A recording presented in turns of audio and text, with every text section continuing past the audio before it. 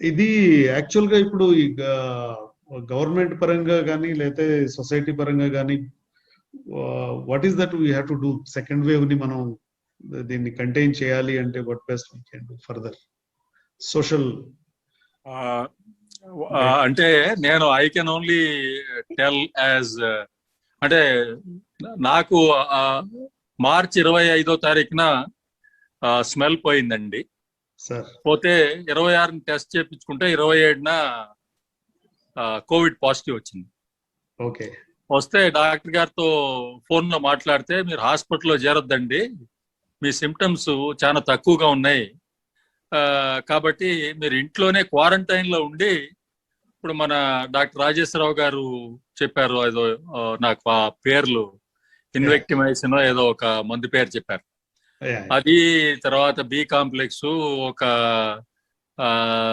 Vitamin B+, B12 not B+, B12, తర్వాత zinc ఒకటి, ఒక వైటమిన్ సి, ఒక మెగ్నీషియము, ఇంత మట్టికి వేసుకోండి మీరు, అండ్ దెన్ యూ అబ్జర్వ్ అని చెప్పేసి చెప్పారు. మన డాక్టర్ గారు కూడా టెలిఫోనిక్ గా అదే చేశారు. నాకు లక్కీగా చాలా సిమ్టమ్స్ తక్కువ ఉండటం వలన 5 వాటితోటి నేను రికవర్ అయ్యాను. అప్పుడు నాకు వచ్చిన సమయంలో ఈ సెకండ్ వేవ్ అనేది ఇంకా కాలేదు, హాస్పిటల్స్ అన్ని ఖాళీగానే ఉన్నాయి. ఎందుకని చెప్తున్నానంటే ఖాళీగా ఉన్నాయని, నాకు ఇంతకు ముందు ఒక హార్ట్ లో స్టంట్ వేయటం వలన నాకు రెగ్యులర్ గా ట్రీట్ చేసే డాక్టర్ గారు మీరు రెమిడిసివిర్ తీసుకోండి అని అడ్వైస్ చేశారు. ఇంకొక సెకండ్ కన్సల్టేషన్ తీసుకుంటే, ఇది తీసుకున్నందువల్ల తప్పు లేదండి, ఇది గ్యారంటీగా హెల్ప్ చేస్తుందని చెప్పలేం, కానీ దీన్ని తీసుకున్నందువల్ల మీకేం నష్టం లేదంటే అవుట్ పేషెంట్ గానే నేను తీసుకున్నాను. సో నాకు ఈ స్మెల్ పోవడం తప్పిస్తే వేరే ఏమీ బ్రెత్లెస్నెస్ కానీ వేరే ఏది లేదు. 6th డే తర్వాత నాకు స్మెల్ మళ్ళా నెమ్మదిగా స్మెల్ చేయగలుగుతున్నాను. Now I'm normal.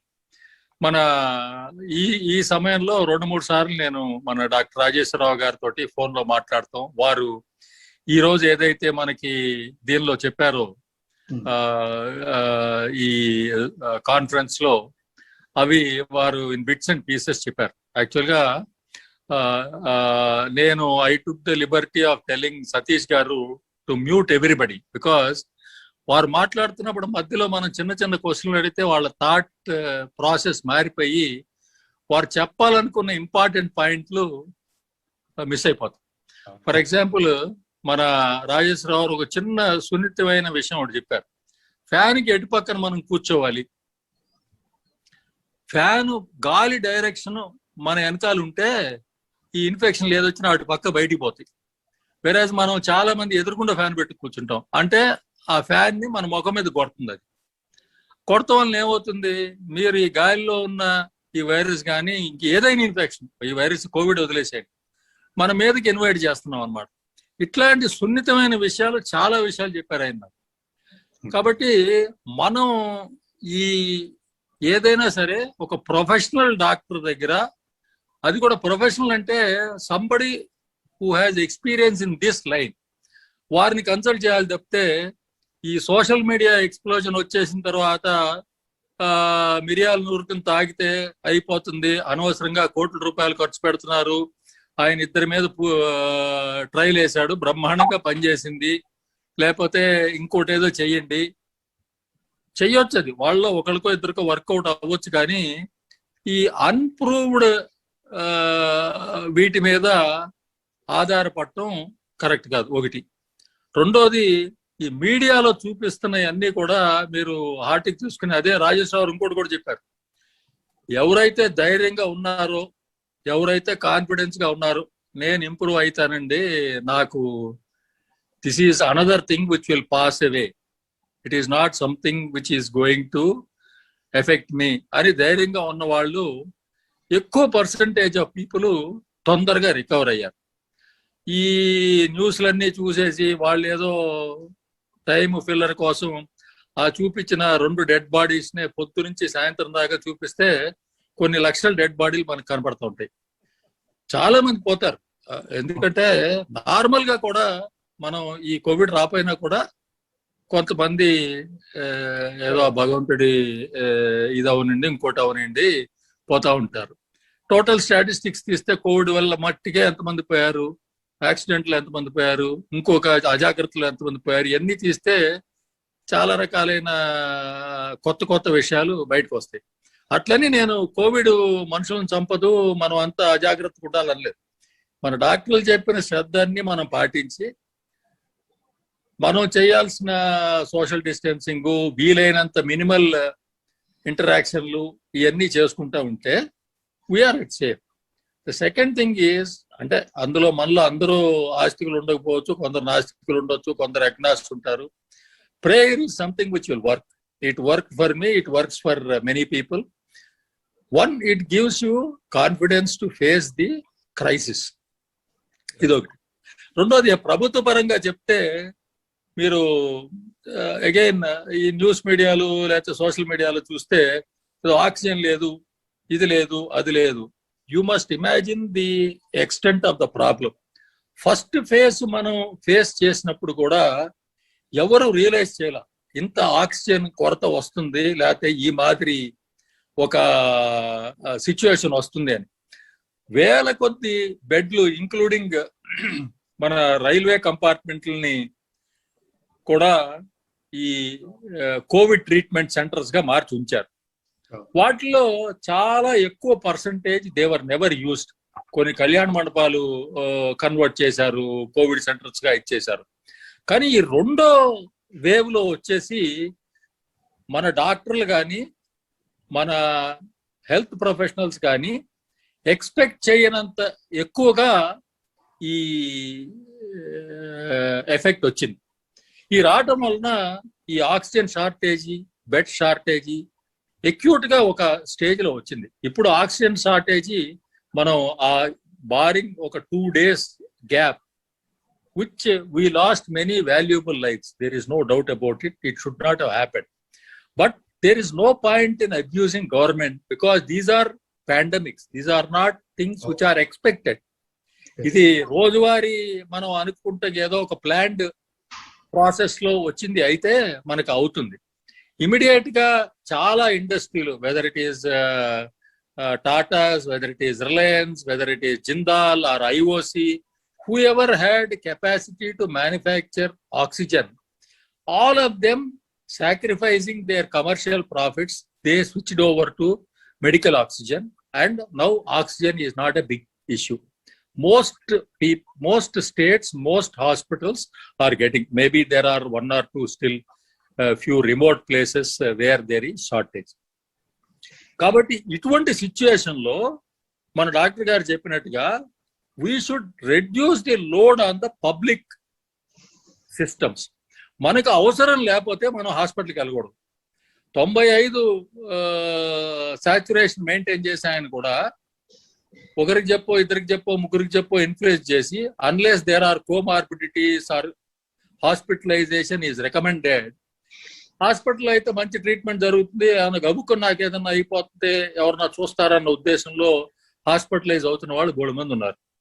అట్లాగే నాకు ఒక 1 week బ్యాక్ ఒక ఫ్రెండ్ డాక్టర్ గారు చెప్పారు, అంటే బెదవాడలో పారాసెటమాల్ టాబ్లెట్స్ కూడా అయిపోయినాయండి, ఎప్పుడు వస్తుందో ఏమవుతుందో అని చెప్పేసి 1, 2 కాదు, వందల టాబ్లెట్లు కొనుక్కెళ్తున్నారు జనం, ఎందుకంటే తర్వాత దొరకకపోతుందేమోనని.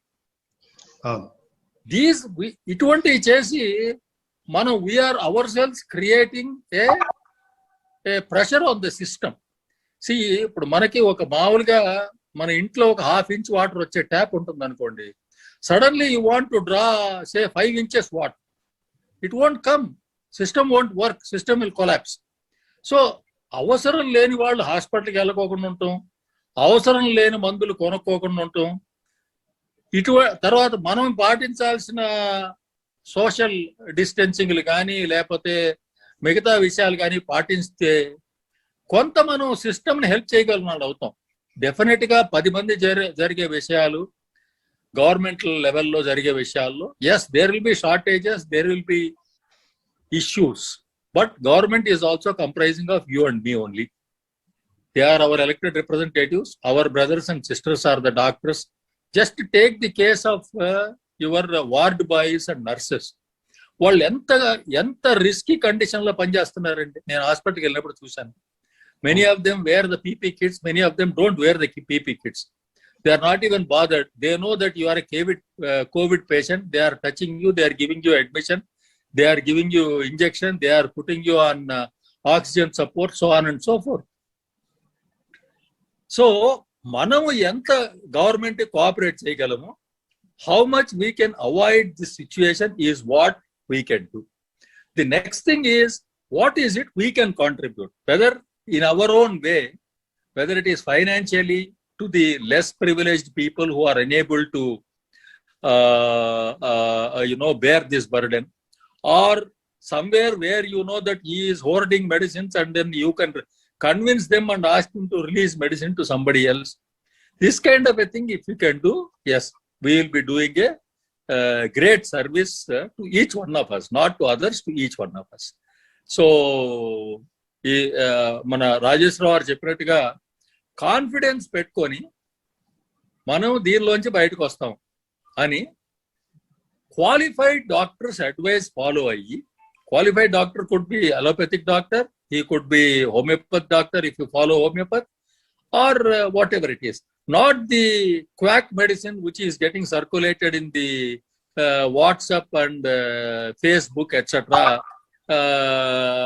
No, you use them. Maybe if they don't have any side effects, you use them.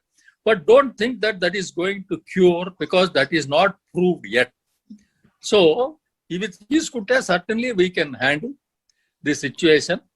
I think it is a very serious situation, but it is less serious than earlier pandemics, like whether it is a limited Surat situation where plague during our own lifetime has come, but though limited to a one city, how it has been handled. Or you take the earlier Spanish flu, the casualties are much less. Yes, there should be no casualty. I mean, if ideal situation, but that is not probably that possible. So by taking these precautions, we can certainly improve our own conditions. Okay. And I personally thank not only Dr. Rajeshwara, the other panelists also. They have, put the points in a very, very, simple manner for lay people like us, non-medical people to understand and follow. And I also compliment our Satish Garu for moderating, because we must let the speaker to speak, not the interject in between. మనం అడగకుండా ఆయన ఇవన్నీ cover చేసేస్తారు. మనం తొందరపడి 10 క్వశ్చన్లు అడిగితే time పోతుంది అందరిది. So thank you very much. Thank you sir. Thank you very much. మాట్లాడండి అనిల్. నా పేరు కొసరాజ్ అనిల్ అండి. నేను ఒక 1 month బ్యాక్ కోవిడ్ ఎఫెక్ట్ అయింది నాకు, ఒక exactly 1 month back, with severe dosage అనమాట, సివియర్ వైరల్ లోడ్. సో ఆ టైంలో నాకు బాగా పానిక్ అయ్యాను. సో అదే టైంలో డాక్టర్ కొసరాజ్ రాజేశ్వరరావు గారు చాలా ధైర్యం చెప్పేసి ఎలా నడుచుకోవాలి ఏంటి అనేది ఆయన ప్రెజెంటేషన్ ఏదైతే చూపించారో, phase 1, phase 2, phase 3, like first week, second week ఎట్లా ఎఫెక్ట్ అవుతుంది అనేది సేమ్ వేలో నాకు సివియర్ ఎఫెక్ట్ అయింది 10th to 14th and 15th day. ఎట్లా అంటే నాకు సిఆర్పి వాల్యూస్ ఆల్మోస్ట్ 59కి వెళ్ళినాయి అండి. Like it should be below 5 or 6. So చాలా హెవీ వైరల్ లోడ్ వచ్చింది. ఆ టైంలో నాకు పల్స్ కూడా బాగా డ్రాప్ అయింది, కాఫ్ వచ్చింది, ఫ్లమ్ వచ్చింది, అందులో బ్లడ్ వచ్చింది. సో అంత సివియర్ ఎఫెక్ట్ అయినా కూడా డాక్టర్ రాజేశ్వరరావు గారు మనకి ఎట్లా అంటే చాలా నీట్ గా బ్లడ్ శాంపిల్స్ బ్లడ్ రిపోర్ట్స్ ని బట్టి నాకు డోసేజెస్ ఇవన్నీ మెడ్రాలు, లేకపోతే డెక్సామాక్స్ కానీ లేకపోతే magnesium tablets, vitamin tablets and famotidine ఇవన్నీ ఎలా వేసుకోవాలనేది చాలా క్లియర్ గా ఎక్స్ప్లెయిన్ చేయడం వలన నేను హాస్పిటల్కి వెళ్లకుండా సివియర్ ఎఫెక్ట్ అయిన పర్సన్ కూడా నాకు 90 బిలో వచ్చిందండి, ఆక్సిజన్ కూడా. అలాంటి పర్సన్ కూడా నేను రికవర్ అయ్యి ఇప్పుడు నేను back to normal after 30 days of Covid effective date. Severe effect అయ్యి కూడా చాలా బ్యాక్ టు నార్మల్ వచ్చాను. And I'm very thankful to him. And he's a very busy person అండి. లైక్ అసలు టైం దొరకడం కూడా చాలా కష్టం అండి. అలాంటిది నాకు బాగా హెల్ప్ చేశారు. And I'm very thankful to him. And అందరూ కూడా ఆయన చూపించినటువంటి ప్రెజెంటేషన్ లో ఏదైతే చెప్పారో అది ఫాలో అవ్వండి. It just a piece of cake for every one who are affected with Covid positive. అది ఖచ్చితంగా ఫాలో అయితే you are out of danger and you are out of Covid positive. So అదండి, చాలా థ్యాంక్స్ అండి. Thank you sir. Thank you. Satish doctor గారు 1 minute అండి రాజేశ్వరరావు గారికి. చాలా బాగా చెప్పారు అన్ని విషయాలు. పోస్ట్ కోవిడ్ ఎఫెక్ట్స్ కూడా 1 minute రాజేశ్వరరావు గారిని మాట్లాడమంటే. పోస్ట్ కోవిడ్ ఇది పోస్ట్ కోవిడ్ ఎఫెక్ట్స్ లో మెయిన్ గా రెండు మూడు గ్రూప్స్ అండి. ఒక మెయిన్ గ్రూప్ ఏంటంటే వెంటిలేషన్ మీదకి వెళ్ళినాడు, వెంటిలేషన్ రిలేటెడ్, ఇది ఆ ఇంట్యుబేషన్, అది ఈ వెంటిలేషన్ ఎఫెక్ట్స్ మూలాన వచ్చేవాళ్ళు అనమాట. వాళ్ళకి ఎక్కువగా బ్రెయిన్ ఎఫెక్ట్స్ అవి వస్తుంది. అది వాటిని న్యూరాలజిస్ట్ వాళ్ళు ఫాలో అవుతారు అనమాట ఎక్కువగా. ఇంకొక గ్రూప్ ఏమో ఇది కోయాగులేషన్ ఎఫెక్ట్స్ మూలాన వచ్చేవాళ్ళు అనమాట. వాళ్ళకి అంతగా అది ఇది అయిన తర్వాత కూడా స్టెరాయిడ్స్ ఒక స్మాల్ డోసెస్ ప్లస్ ఆల్సో అది ఆ బ్లడ్ థిన్నర్స్ అది కంటిన్యూ చేయటము, ఇంటికి వెళ్ళిన తర్వాత కూడా ఇది ఎపెక్స్ బామ్ ఆర్ ఎలిక్విస్ అది కొంత డోస్ ఇవ్వటం వలన అవి తగ్గించవచ్చు. ఇంకా లాస్ట్ గ్రూప్ ఏమో ఇన్ఫ్లమేషన్ వలన వచ్చేవాళ్ళు. వాళ్ళ ఇన్ఫ్లమేషన్ కోవిడ్ వచ్చిన తర్వాత కూడా ఇన్ఫ్లమేషన్ కంటిన్యూ. వాళ్ళకేమో ఒక్కోసారి ఒక small dose of steroids on alternate days కానీ, ప్లస్ ఆల్సో మెగ్నీషియం ఒకటి బాగా పనిచేస్తుంది అన్నమాట. ఈ మెగ్నీషియం ఆల్సో త్రూ మ్యాక్రోఫేజెస్ అది వర్క్ చేసి ఇన్ఫ్లమేషన్ రిడ్యూస్ చేస్తుంది మెగ్నీషియం. ఇక జనరల్ సపోర్ట్ వైటమిన్స్ ఇవి చేసేస్తే అది వస్తుంది. అదే ఇప్పుడిప్పుడే ఇవాల్వ్ అవుతుంది. అది ఇంకా ఇంకా ఫుల్ గా ట్రీట్మెంట్ ప్లాన్స్ అవి రాలేదు. యాక్చువల్ గా నేను దాని మీద రీసెర్చ్ చేసి ఐఎమ్ వర్కింగ్ అనమాట. యాక్చువల్ గా యుఎస్ లో కూడా ఐ అడ్వైస్ డాక్టర్స్ గ్రూప్స్ అనమాట, ఎట్లా ట్రీట్ చేయాలి వీటిని. That is my main work actual గా. that they pay me for my work అనమాట, so that I can do all this voluntary work in India. So అది help చేస్తుంది. అది దాని ట్రీట్మెంట్ గైడ్ లైన్స్ అవి కూడా with in couple of weeks I will present them. Actually ఎక్కడన్నా black చేసి access ఇస్తాం doctors. Thank you, sir. Thank you very much.